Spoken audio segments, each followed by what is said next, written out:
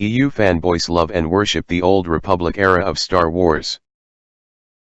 But in reality, this era constantly goes against George's vision of Star Wars. The Old Republic was established in the EU as being 25,000 years old, but George stated, it was only 1,000 years old. The expanded universe depicts many Sith and Darksiders being Force ghosts.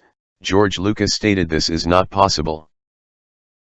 The Sith are depicted in the hundreds and thousands, when the Phantom Menace stated there is only 2 Sith ever at one time. In the Old Republic there are Sith who don't have the name Darth, and sometimes they have it. More evidence that the EU was an inconsistent shitty mess. Sith like Exarchon and Ulic Qel-Droma don't even have red lightsabers. To put the final nail in the coffin, George Lucas himself confirms there was never an Old Republic era. It's all based on backstories that I'd written, setting up what the Jedi were, setting up what the Sith were, setting up what the Empire was, setting up what the Republic was, and how it all fit together. I spent a lot of time in developing those elements, and what each planet did, and why they did it the way they did. So I had all this material. A lot of the story elements were givens. Early on, it was that Anakin had been more or less created by the midi-chlorians, and that the midi-chlorians had a very powerful relationship to the Whills from the first draft of Star Wars. And the power of the Whills, and all that. I never really got a chance to explain the Whills part.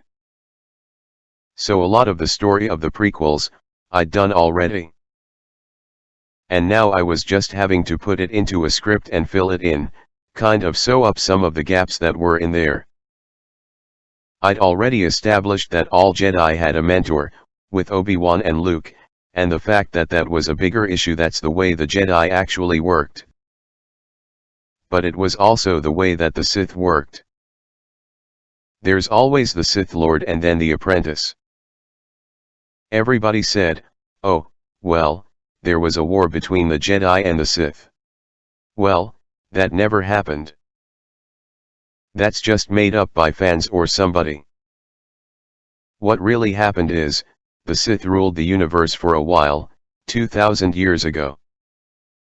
Each Sith has an apprentice, but the problem was, each Sith Lord got to be powerful. And the Sith Lords would try to kill each other because they all wanted to be the most powerful. So in the end they killed each other off, and there wasn't anything left.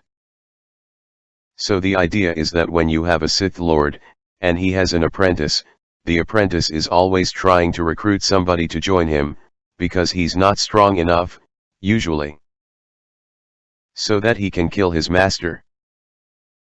That's why I call it a rule of 2. There's only 2 Sith Lords. There can't be any more because they kill each other.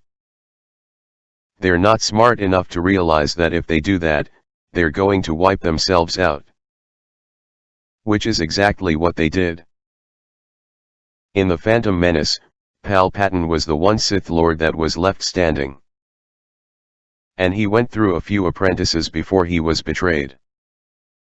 And that really has to do with certain talent and genes that allow you to be better at what you're doing than other people. People have a tendency to confuse it. Everybody has the Force. Everybody. You have the good side and you have the bad side. And as Yoda says, if you choose the bad side, it's easy because you don't have to do anything. Maybe kill a few people, cheat, lie, steal. Lord it over everybody. But the good side is hard because you have to be compassionate.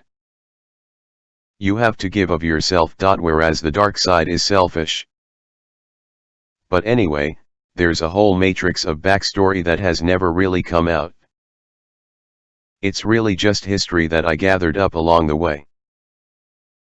So it seemed natural that when I had the technology to actually make the film, for example, I could finally have Yoda be the warrior he was meant to be, then I would move forward to thinking about how I could make that a movie. Because I had all the backstory, I had basically the 3 scripts. or at least the material that was in the 3 scripts. Then it's just a matter of doing the details. So as you can see, there was never any wars between the Jedi and Sith, thus there was never any Old Republic. The Old Republic era is nothing but fan fiction that has always been non-canon. This is all not surprising considering George himself has confirmed the expanded universe was always non-canon to him in Starlog magazine. All straight from the mouth of George himself. Sorry EU fanboys, your tears don't change the truth.